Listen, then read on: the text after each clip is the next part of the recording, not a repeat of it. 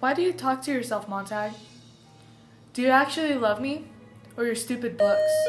You have two visitors. They're here! Just don't listen to her. You have two visitors.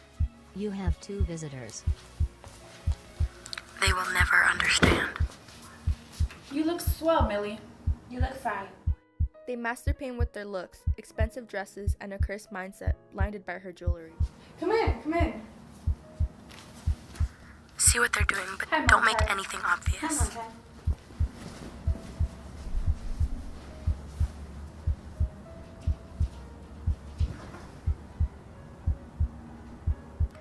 I know what you're thinking, Montag. Don't do it. They sit infested with monotony. They watch a broadcast of the war. My husband might be on TV. Isn't that cool? Montag says, "Aren't you worried?" No, of course not. I'll let him do all of the worrying. I'm independent. This is ironic because she'll have nothing left without him, and she knows it. After all, he'll be back next week, just as the army said. Not to worry, there isn't men killed from war. He's the one in war. He can do the worrying. Hearing things like this, Montag went to the router and pulled the plug. God damn it, guy. What are you trying to accomplish with this? Hey guy, what'd you have to go and do that for? That was a great show. Montag's anger progressed just by witnessing what these friends talk about. "What about your husband, Mrs. Phelps? How is he?" asked.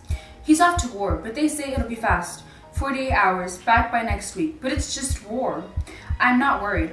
I'll just let him do all the worrying. Yes, let old Pete do all of the worrying. What do you have to worry about anyways? Besides, isn't it just somebody else's husband who dies? And they never die from war anyways. Don't you remember Gloria's husband? Oh yes, I remember. Montag, They this always is die not from good. You're that, making but them they think never die too from much. Nope, it's never war. Never. Never. Oh, God. Besides, we're on our third each, and if something does happen, he's told me just to move on, and I plan on it. Yes, there's no point in just being by yourself. Move on. Of course. Which reminds me, did you guys see that amazing show yesterday? Of course we did. Yeah, it was great. Seeing that Montag had lost the short, mindless attention spans, he felt frustrated, so he went to his loft and he picked up Dover Beach. Oh God, Montag. Why, is that a book? That's illegal. You can go to jail. "Just listen," says Montag. No, Montag, you're not doing what I think you're doing. The sea of faith was once too at the full, and round earth's shore lay like the folds of a bright girdle furled. But now I only hear its melancholy, long withdrawing roar, retreating to the breath of the night wind, down the vast edges drear and naked shingles of the world. Ah, love, let us be true to one another, for the world which seems to lie before us like a land of dreams, so various, so beautiful, so new, hath really neither joy nor love nor light, nor certitude, nor peace, nor help for pain. And we are here as on a darkling plain, swept with confused alarms of struggle and flight, where ignorant armies clash by night. Control yourself. You're fine. Now stop. You see, Mr. Montag? Why would you have to say things like that? It's all that much. It means nothing. Mrs. Phelps begins to realize some things that she had neglected. Her husband, O. Pete, was off to die in the next 2 weeks, and all she could do was watch an election. Montag, you're a fool. A damn silly fool.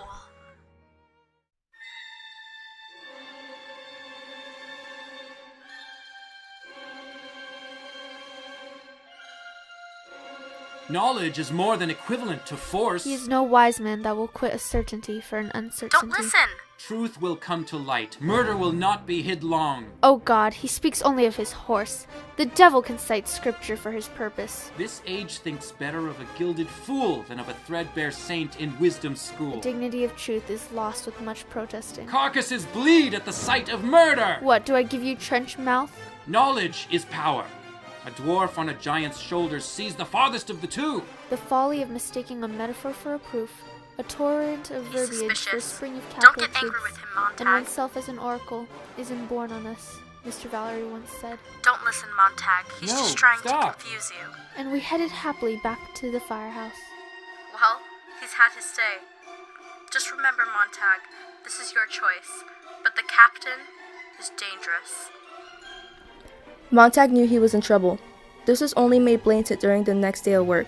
When he reaches the next house, he realizes that he is not like the others. The captain forces him to burn his own knowledge, to burn all of his books.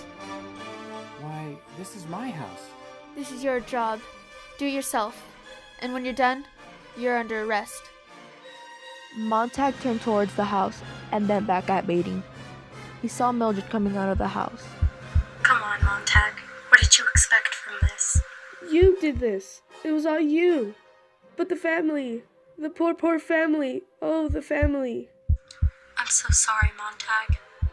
And then she was gone. Montag was shocked. He never imagined that something like this would happen to him. I don't know how you're gonna get out of this one. What a surprise. Nothing ever happens to you. And yet, here you are. Your choices do have consequences. Let him meander. This is good. What is it about fire that's so beautiful? The perpetual motion? Montag, can you at least reason? No one really knows how it happens, but it takes away burdens, and you've become a burden, and now it would take away you. Montag, try. Get away. But Montag couldn't get away. He knew if he were to try, he would just get caught by the hound. Are you ready, Montag? I have no other choice. Then burn. Burn everything. But, Millie, was it her? Why her? Was it my wife? Yes, but her friend sent one in before her. That was pretty stupid, Montag. Quoting poetry like that? You've gotten yourself into some pretty big trouble. Give a man a few lines and he thinks he's the lord of all creation. You idiot, Montag. Why did you have to do it? Montag, get out. Oh no! Oh no! And then Faber was gone. He was now in the hands of the enemy. Beatty held the green bullet that had been walking him through what he was doing and whispering to him. Well then, no wonder. I was wondering how you turned clever like that. Don't worry. We'll find your little friend. Montag cried out in protest and didn't even notice his hands on the flamethrower. Was it just his hands or Beatty's eyes that gave him the push? There's one way to get someone's attention. What do you have to say now, Montag? Are you going to start quoting Shakespeare? I'm not scared of your threats. So go ahead, you second-hand literator. Pull the trigger. Do you even have the confidence or the bravery?